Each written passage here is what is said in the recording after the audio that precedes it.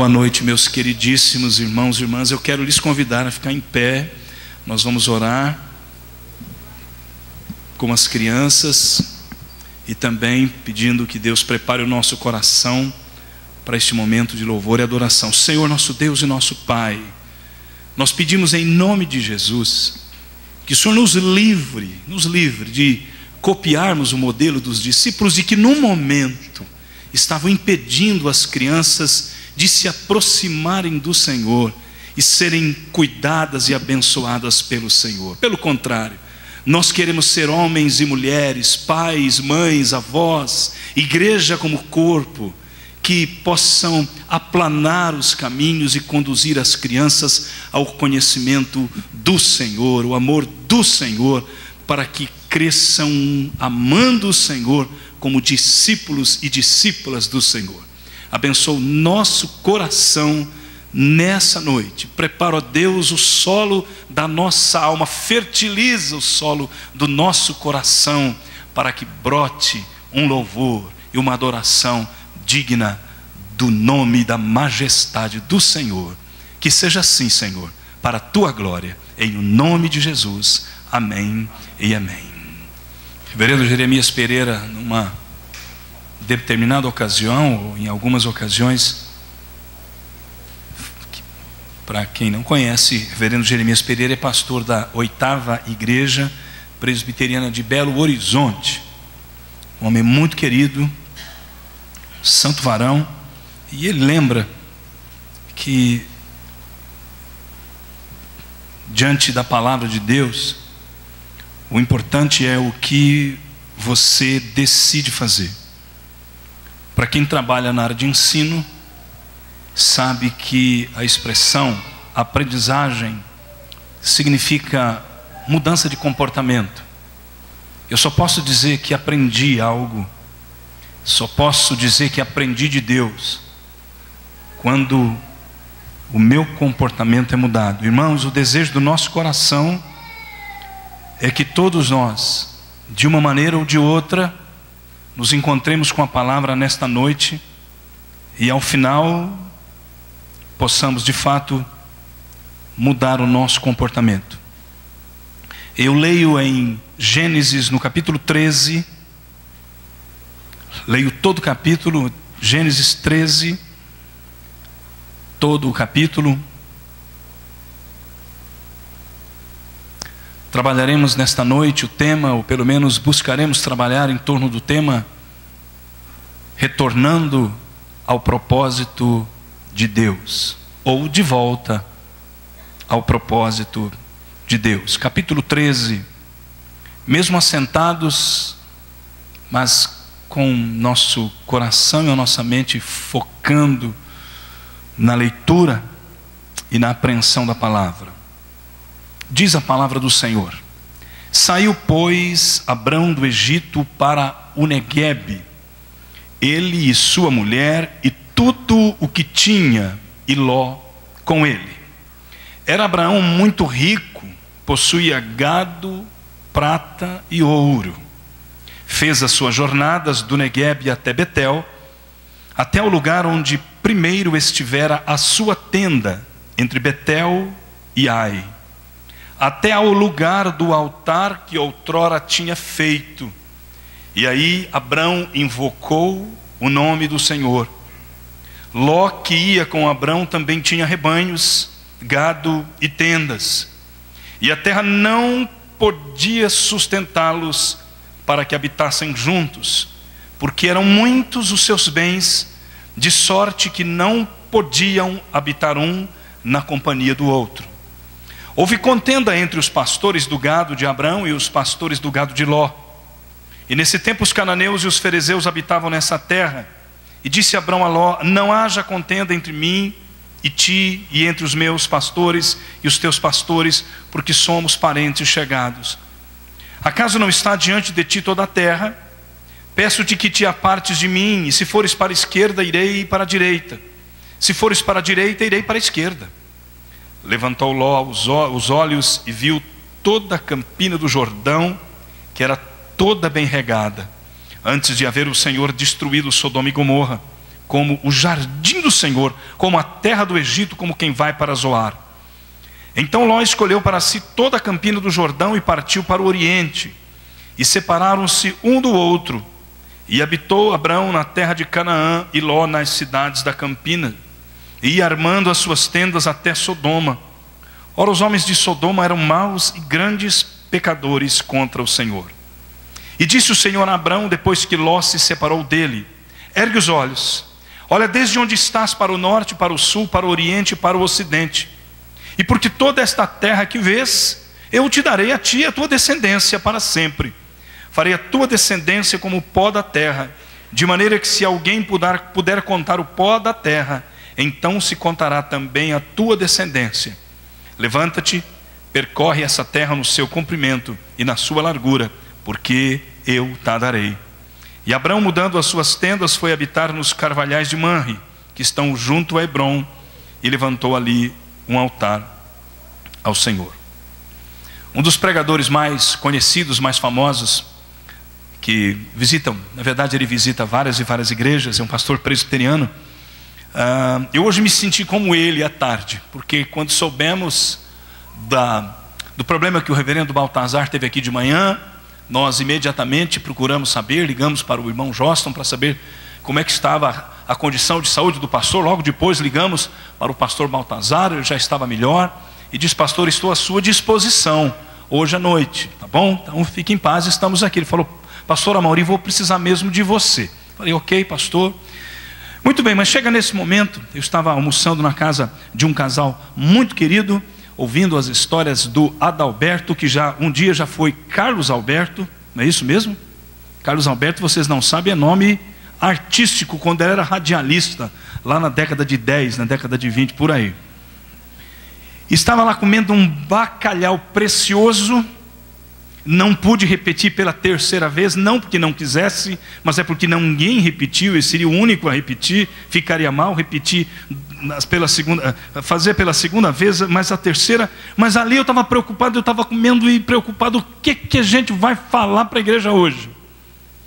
Quando eu cheguei em casa, visitando o grupo dos homens da igreja, o grupo no WhatsApp, eu vi que alguém fez uma brincadeirinha, e dizendo assim: pastor, o senhor passou mal depois que o IDEAC falou alguma coisa. Eu falei: mas o que o IDEAC falou que o pastor passou mal? Quantos estiveram aqui de manhã hoje, pela manhã? Vocês ouviram? Eu soube agora do que o irmão IDEAC falou. Para quem não sabe, o irmão IDEAC é o tesoureiro da igreja, então ele está por dentro das receitas e das despesas e das projeções, não é? Não apenas das receitas e das despesas, mas das projeções. E aí eu vim saber agora, falei: crise financeira. Crise financeira. E então eu voltei os olhos para este texto. Minha esposa e minhas filhas sabem, eu tenho pregado este texto por onde eu tenho passado. Mas aí chegou a crise. Será que eu já preguei esse texto na IPCG? Porque eu ia pregar esse texto hoje à noite no Pedregal. Eu disse assim: Senhor, vou pregar esse texto, eu nem vou ver se eu preguei. Irmãos, eu não marco, eu não anoto. E esse pastor famoso a quem eu me referia, ele já pregou 3 sermões na mesma igreja. Ele ia pregar um ano, pregava outro ano, até que alguém chegou e disse assim: pastor, estes foram os sermões que o senhor já pregou. Então, querido, se eu já refleti sobre esse texto com os irmãos tomem como sendo um reforço, ok? Senão é uma novidade. Mas é preciso que a gente aprenda. E aprender significa mudar de comportamento. Irmãos, estamos diante da ceia do Senhor. E eu entendo que os nossos teólogos poderiam avançar um pouco mais ao falar sobre o significado da ceia do Senhor. Eles poderiam avançar um pouco mais. Poderiam dizer e afirmar categoricamente que a ceia do Senhor é também, dentre todas as coisas que ela significa, sobretudo o eixo básico, centro gravitacional do significado da ceia, que é a entrega de Jesus por nós, selando a aliança conosco. este é o sangue da nova aliança, diz o Senhor Jesus. Mas os teólogos deveriam avançar um pouco mais e falar: pastor, mas pastor está ficando muito besta, está querendo dizer o que os teólogos devem fazer. Sabe por quê, querido? É porque eu tenho um coração missionário.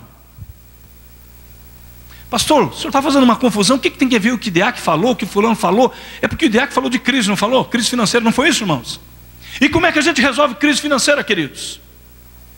Como é que a gente resolve? Crescendo, queridos, enchendo esses bancos, trabalhando, arregação das mangas. É claro, aqueles que estão com dificuldade de contribuir, voltar a contribuir, voltar a crer no Senhor, o Deus de toda a terra, o Deus que cuida de mim, que cuida de você, que cuida de todos nós, que jamais vai deixar com que nada me falte daquilo que é necessário para mim.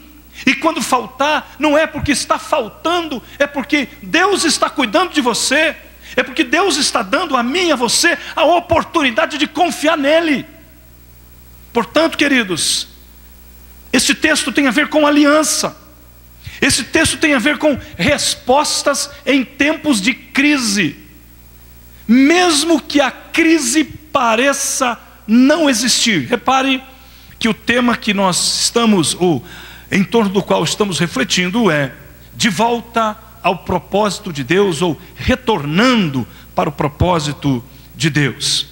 Rick Warren, pastor de uma das maiores igrejas evangélicas dos Estados Unidos, na Califórnia, escreveu um livro que foi campeão de vendas por muitos anos, best-seller por muitos anos, Uma Igreja com Propósitos. Depois vieram outros livros no rastro ou na cópia, ou sugados por esse interesse. O pastor Ed Renikiewicz, pastor da Igreja Batista da Água Branca em São Paulo, escreveu Uma Vida com Propósitos. Jorge Barro, que é me parece que é o diretor da Faculdade Teológica lá de Londrina, escreveu Uma Igreja Sem Propósito. E portanto, por toda uma geração, muitas e muitas igrejas acabaram sendo sugadas, atraídas pela proposta de Rick Warren e tantos outros. Mas a grande verdade é a seguinte: eu não posso viver sem propósito. Sócrates dizia que uma vida não refletida é indigna de ser vivida. E eu entendo que a igreja precisa refletir a respeito do seu propósito. Quando vamos para Efésios, no capítulo 1, nós lemos alguns dos propósitos de Deus para a nossa vida, e o maior deles. Leia comigo em Efésios, capítulo 1. Efésios, capítulo 1.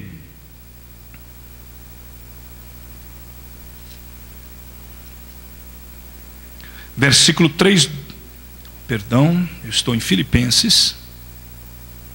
Efésios capítulo 1, versículo 3. Bendito Deus e Pai de nosso Senhor Jesus Cristo, que nos tem abençoado com toda a sorte de bênção espiritual nas regiões celestiais em Cristo Jesus, assim como nos escolheu nele, antes da fundação do mundo, para sermos santos e irrepreensíveis perante Ele. Então aqui está um propósito essencial. Fomos escolhidos, fomos eleitos antes da fundação do mundo para a santidade e para sermos irrepreensíveis. O texto continua: e em amor nos predestinou para Ele, para a adoção de filhos, por meio de Jesus Cristo, segundo o beneplácito de sua vontade. E aí o versículo 6 vai nos apontar um outro propósito: para louvor da glória de sua graça, que Ele nos concedeu gratuitamente no amado. Venha comigo até a primeira carta do apóstolo Pedro. Primeira carta do apóstolo Pedro, capítulo 2. Primeira carta do apóstolo Pedro, capítulo 2, versículo 9. Vós, porém, sois raça eleita, sacerdócio real, nação santa, povo de propriedade exclusiva de Deus. É como se Pedro estivesse dizendo assim: Deus fez uma aliança com vocês e com vocês somente. Vocês não eram um povo, como vai dizer o versículo 10, mas agora vocês são povo de Deus, vocês são um povo santo, vocês têm um ministério sacerdotal, vocês são um povo de propriedade exclusiva de Deus. Mas a segunda parte do versículo vai dizer o seguinte: a essência é sermos povo de Deus. Segunda parte do versículo, qual é o propósito daquilo que somos? A fim de, com o propósito de proclamardes as virtudes daquele que vos chamou das trevas para a sua maravilhosa luz. Recue comigo agora para Mateus capítulo 28. Mateus capítulo 28.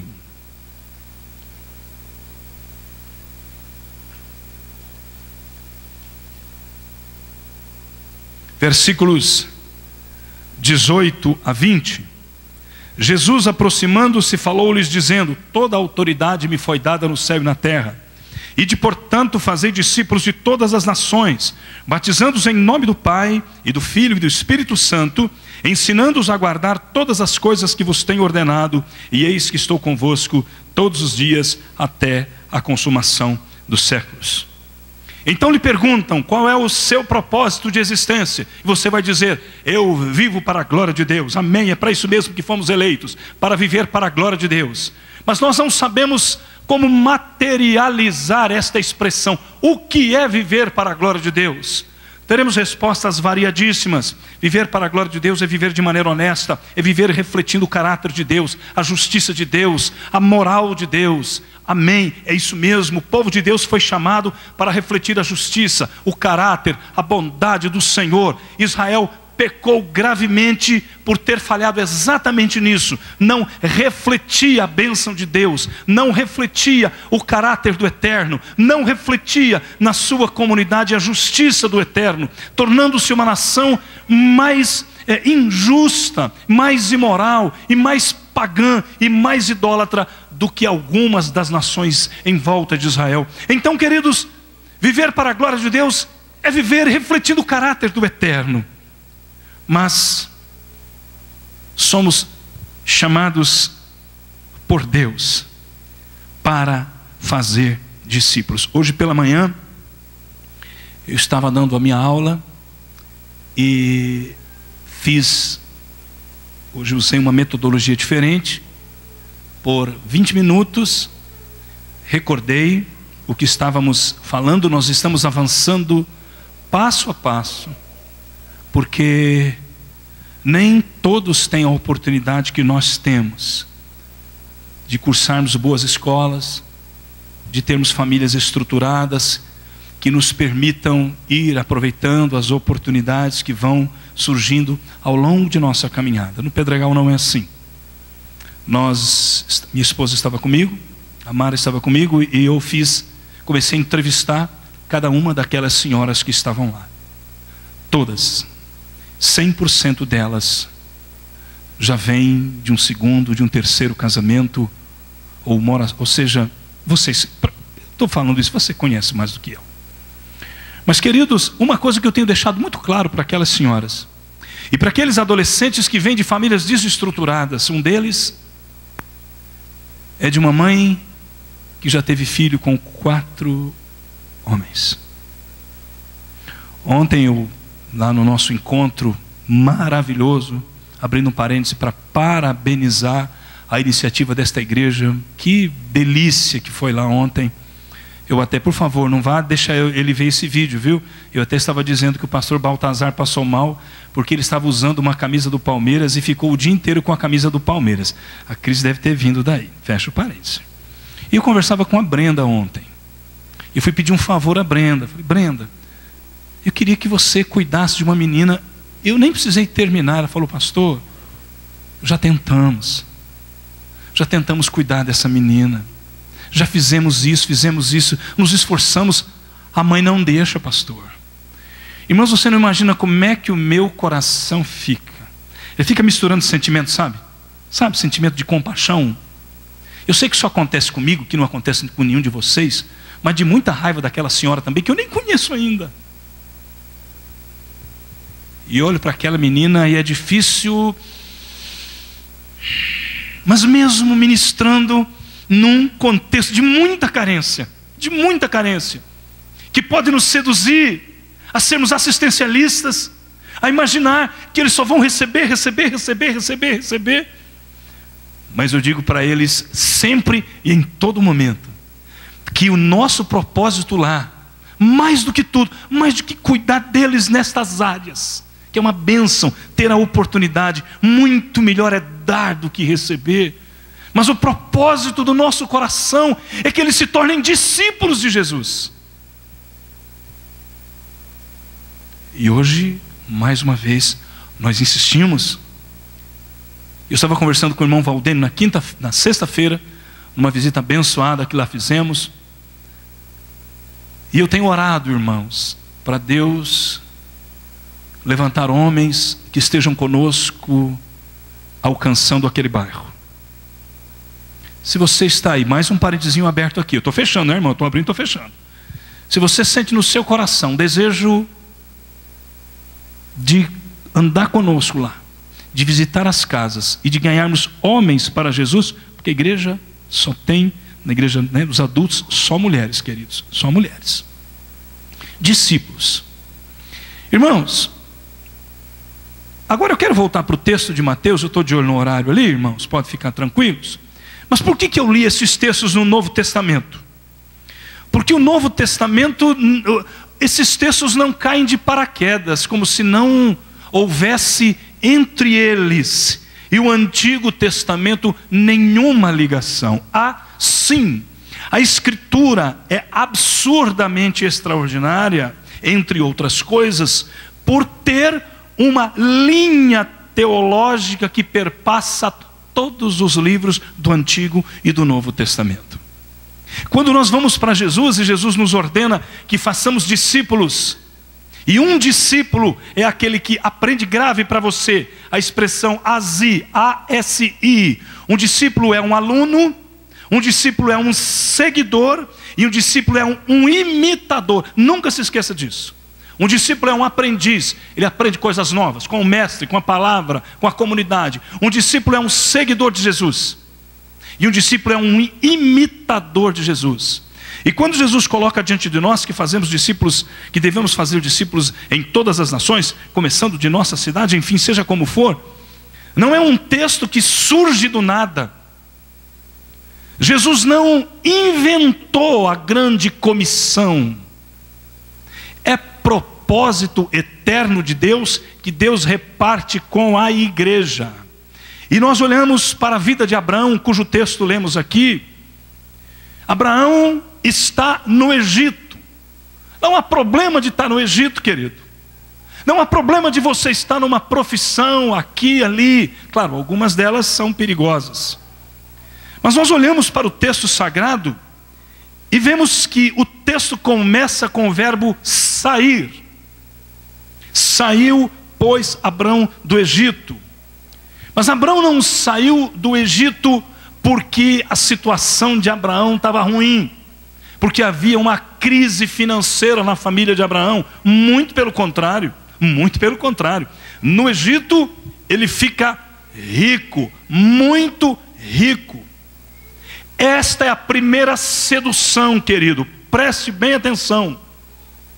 A crise que foi, que coube aqui no relatório do Hideaki de manhã, a crise não é má. Quem disse que a crise é má?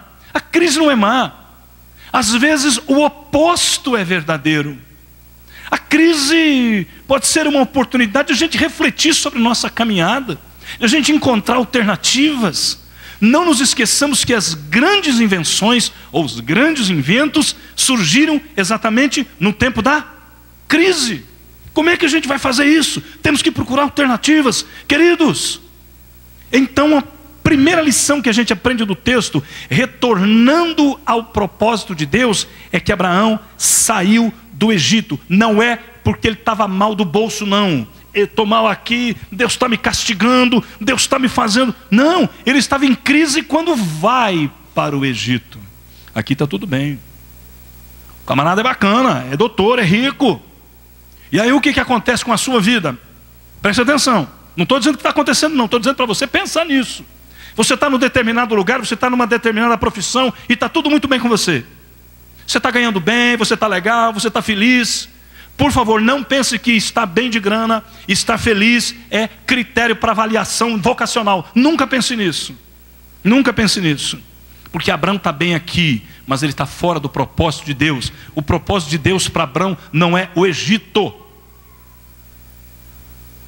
Pense na sua vida, meu irmão. Pense na sua vida. Dá uma olhadinha, com carinho, com sua esposa, com sua família. E pergunte se você não está se afastando lenta e gradualmente do propósito de Deus. Pense, o propósito de Deus é que cada um de nós participemos da grande comissão, fazer discípulo. Não dá para ficar fora não, irmão. Não dá para ficar fora.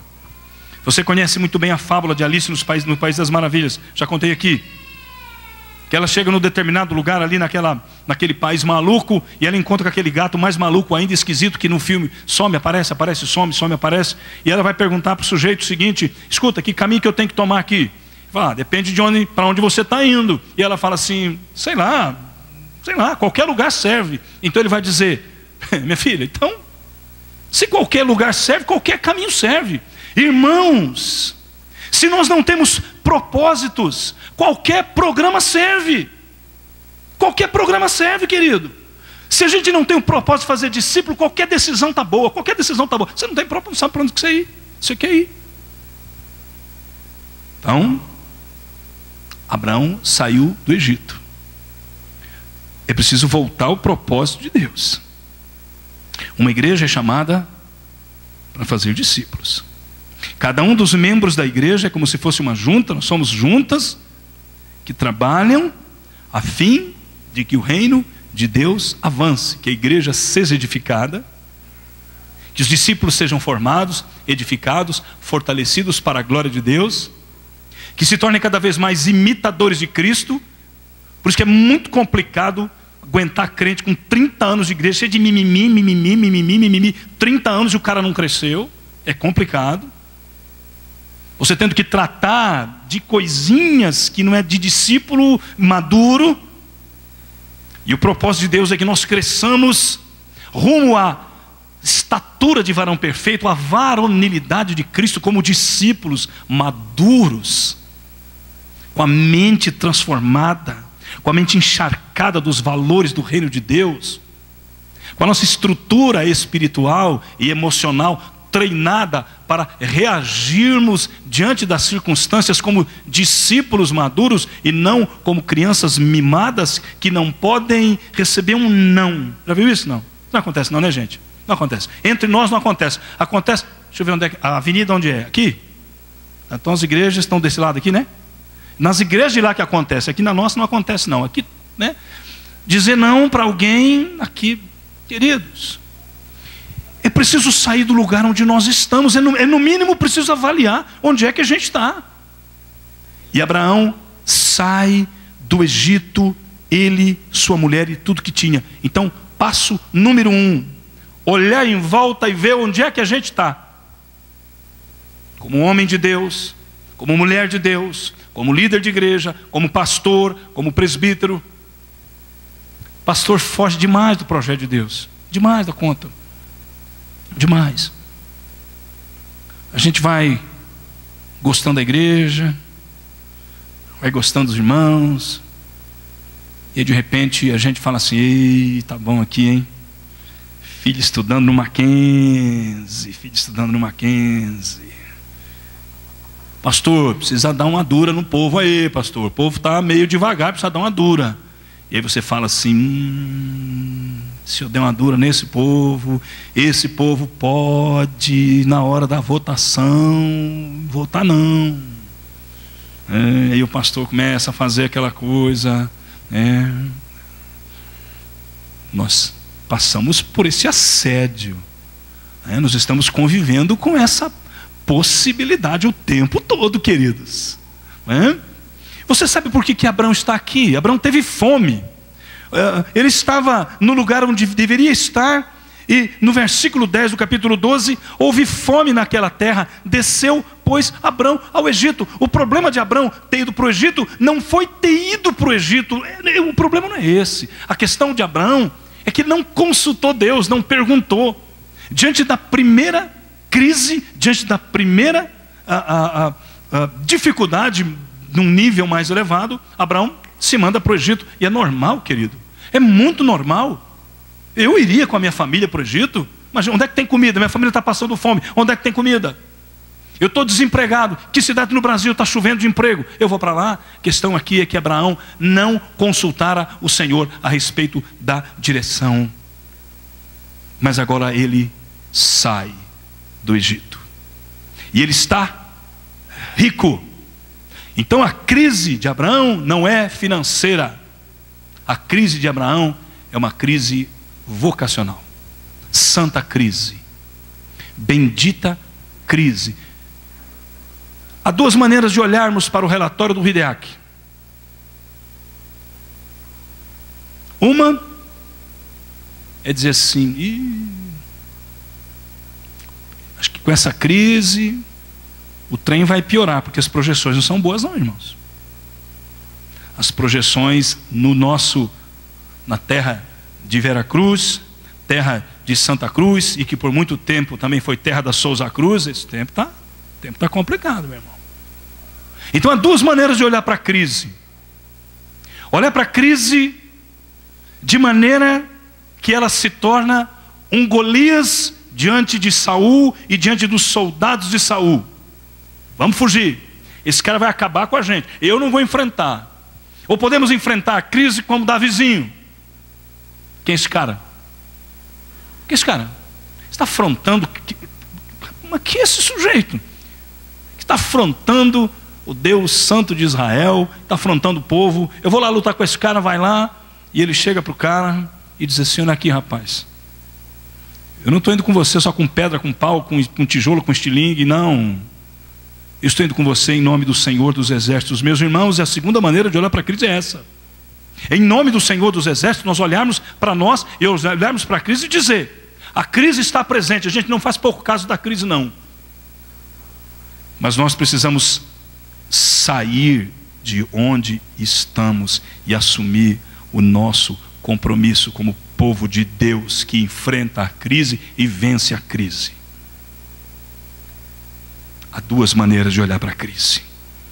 O segundo ponto, uma segunda lição, eu tenho não é apenas sair do Egito, mas é voltar para o propósito de Deus. Repare que nos versículos 3 e 4, ele faz Abraão e aqueles que com ele estão, incluindo sua esposa Sara, Ló, e servos e servas, enfim, ele vem Negueb até Betel, até o lugar onde primeiro estivera a sua tenda, entre Betel e Ai. Abraão está retornando para o lugar para onde Deus o enviara. Não é você sair do Egito e ficar perdido à deriva, bombordo, estibordo, norte e sul, uma bússola completamente... Não. Nosso Waze nos levou na sexta-feira, eu coloquei lá, como é que é o nome do lugar? Solar, condomínio solar de Brasília, tal. Aí fui. Minha copiloto, esposa, fome. Aí eu errei aqui, errei ali no plano e tal e coisa, não dá para pegar, aquelas avenidas muito largas e não sei o quê. Mas de repente achamos o lugar. A 300 metros do destino. Eu falei: tá doido, isso aqui não é não. Eu não conheço Brasília, mas esse lugar aqui não é não. Vamos parar ali no centro de Brasília. O GPS me levou para lá.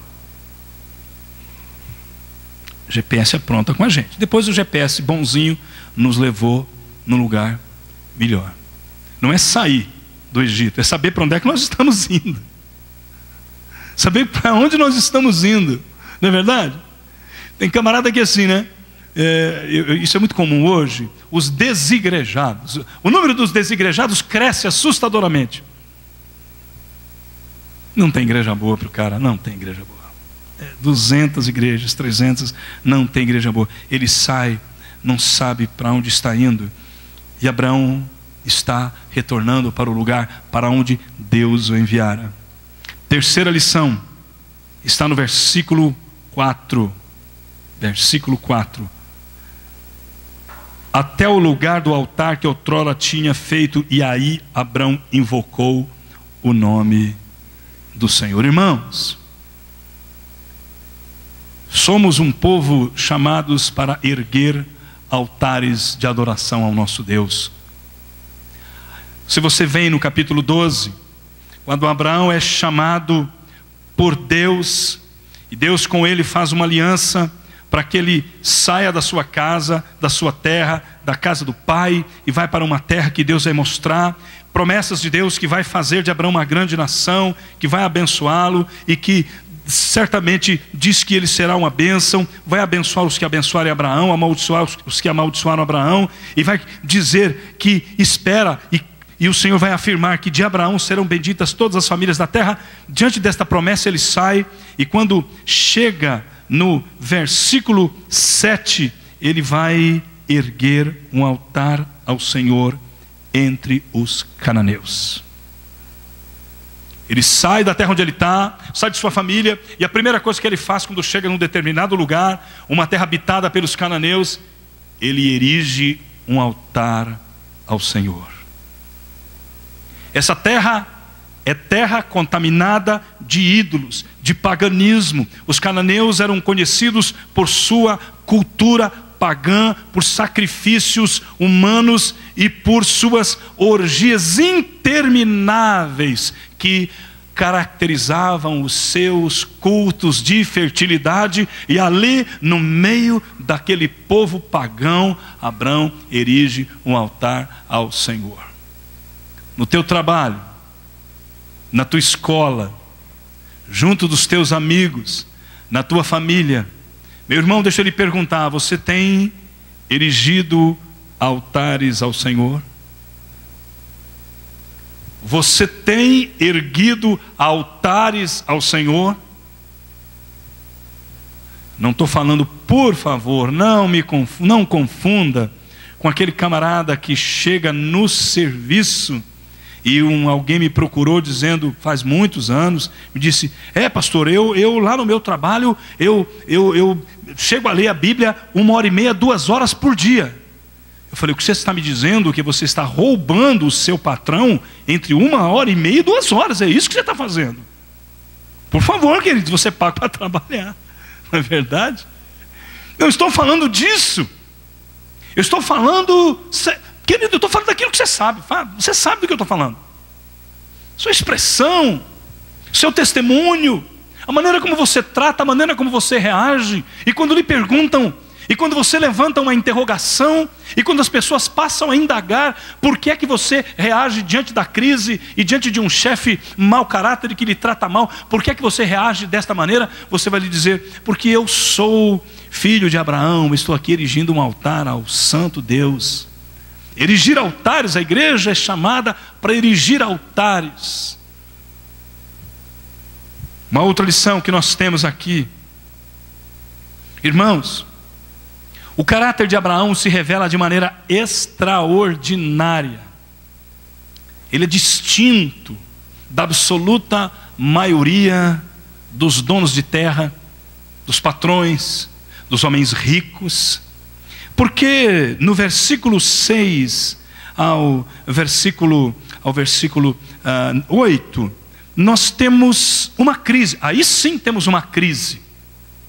Porque eles são ricos. Tem muitos gados, muita ovelha, muita cabra, tem muita gente para sustentar. E a terra não podia sustentá-los. Versículo 6. Sabe qual era o natural, querido? Natural é que o que se esperava de Abraão é que ele chegasse para Ló e falasse: Ló, é o seguinte, tudo aquilo que você tem recebido de Deus, você tem recebido porque você está comigo, porque você está debaixo da graça de Deus que me acompanha, ou seja, você está comendo daquilo que Deus tem derramado sobre a minha vida. Então é o seguinte, agora você vai cuidar da sua vida, até porque eu sou mais velho, até porque cabe a mim o direito de escolher, cabe a mim a prerrogativa de escolher.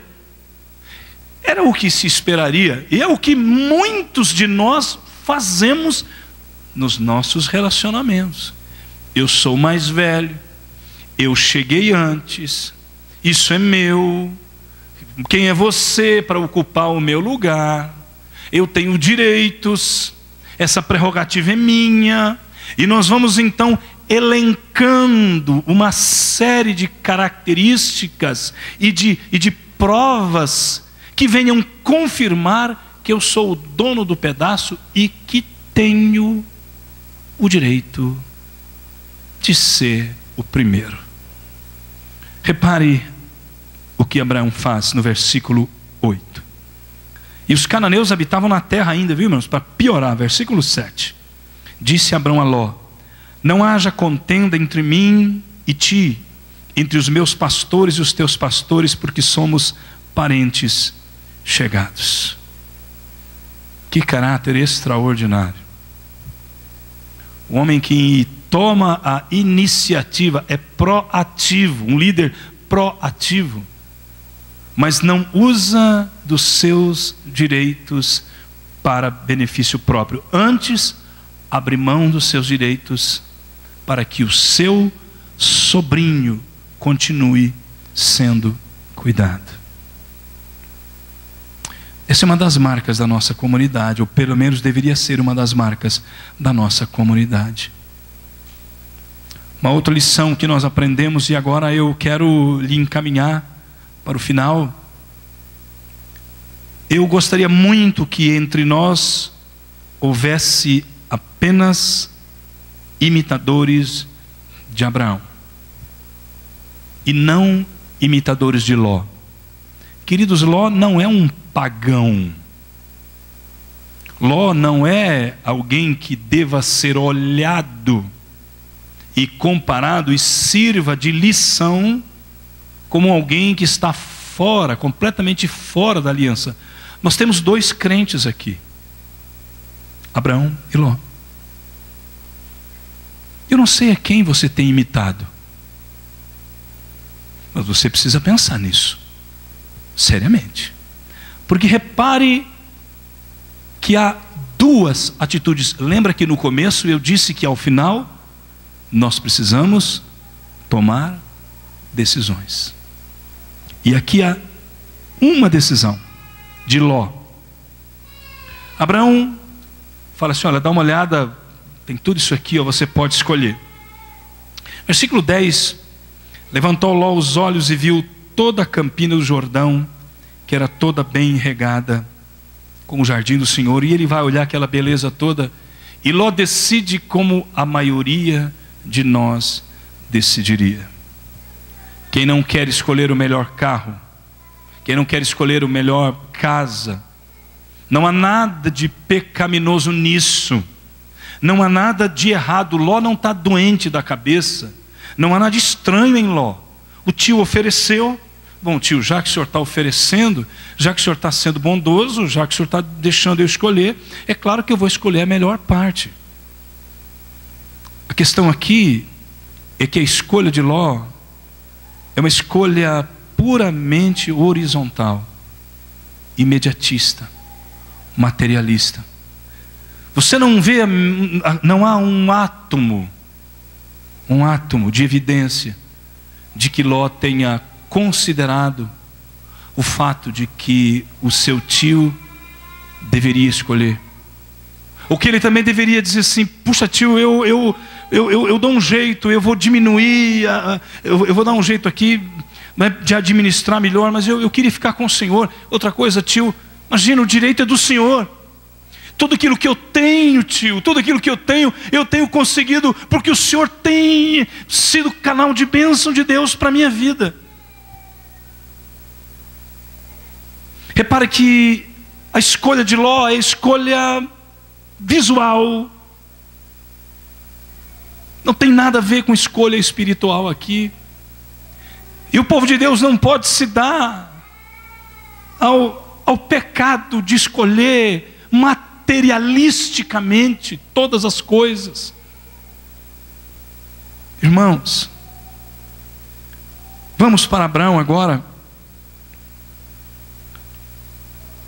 Versículo 14, perdão, deixa eu só desculpe, só um pouquinho, falar um pouquinho mais de Ló.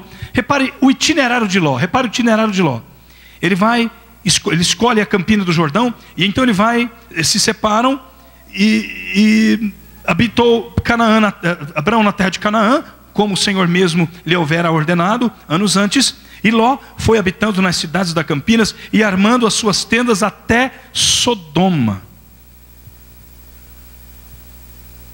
A gente precisa perguntar, onde é que nós estamos armando as nossas tendas? Para onde é que a gente está indo? Eu chamo agora a sua atenção para mais 5 minutinhos e encerramos.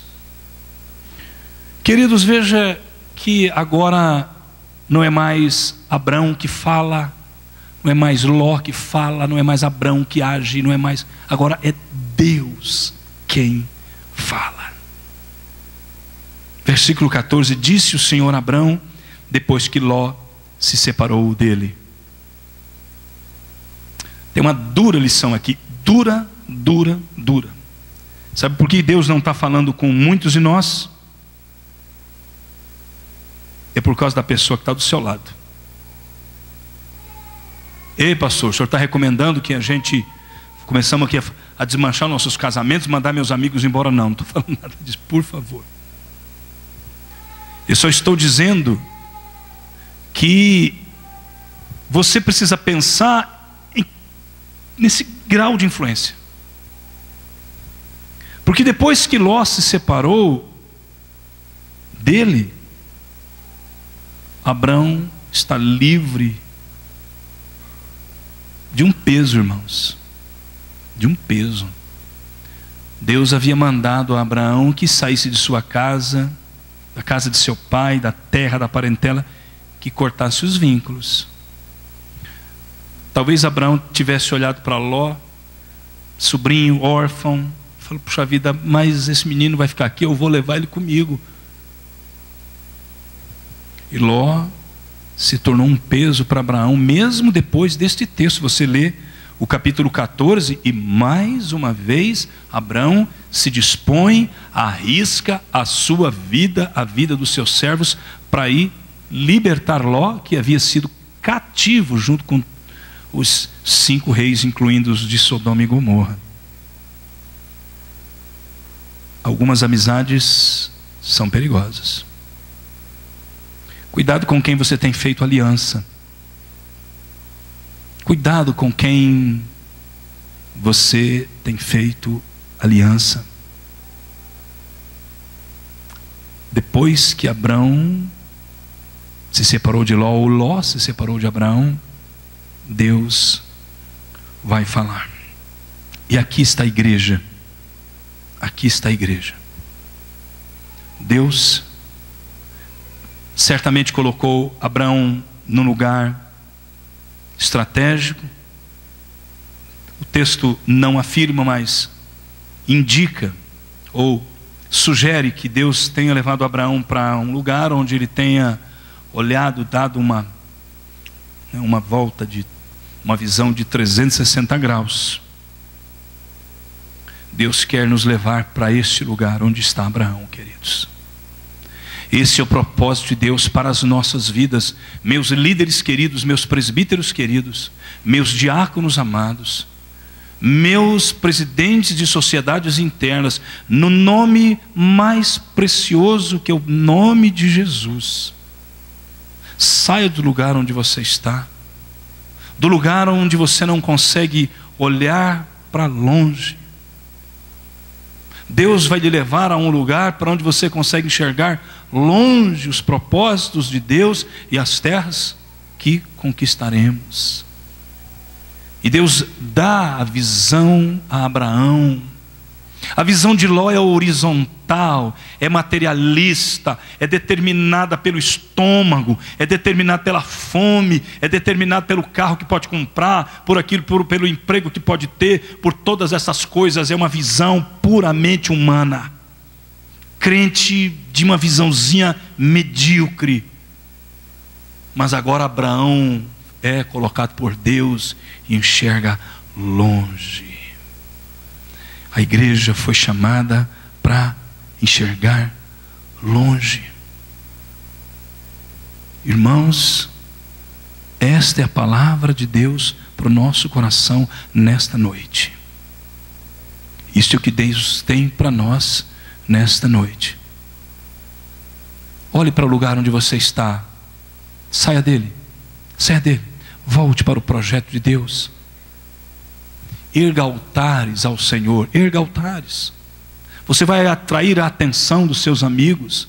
Eles quererão saber, eles perguntarão: quem é que determina a sua alegria? Quem é que determina a sua garra? Quem é que determina a tua sanidade num momento enlouquecedor como esse? As pessoas irão perguntar e você poderá apontar: eu sou filho do Deus vivo, eu estou nos passos de Abraão, eu estou nos caminhos de Abraão. E a pessoa vai lhe perguntar: você é de alguma igreja? E você vai poder dizer: eu sou da igreja presbiteriana central do Gama. E vamos lá, rapaz, vamos lá, que lá vai ter palavra de Deus para você.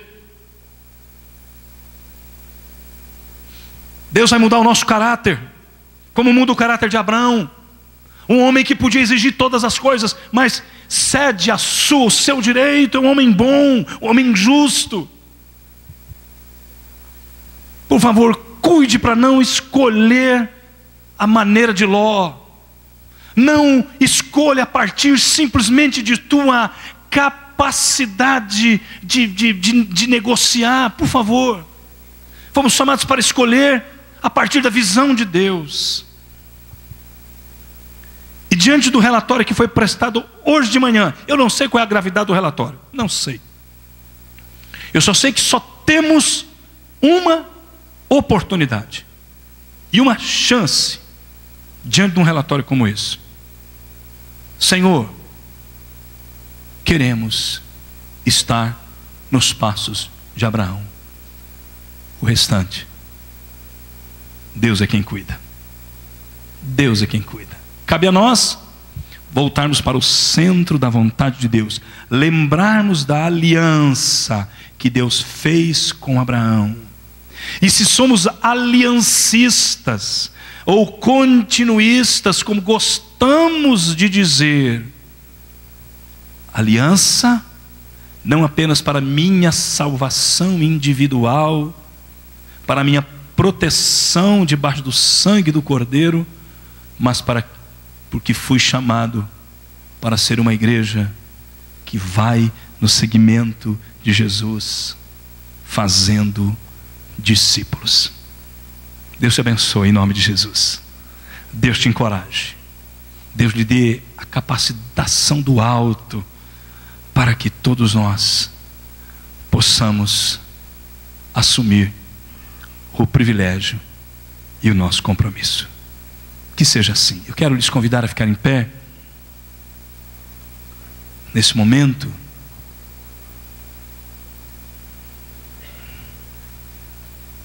Eu quero orar com vocês, quero orar por todos nós, já nos preparando para este momento que estaremos celebrando a ceia do Senhor.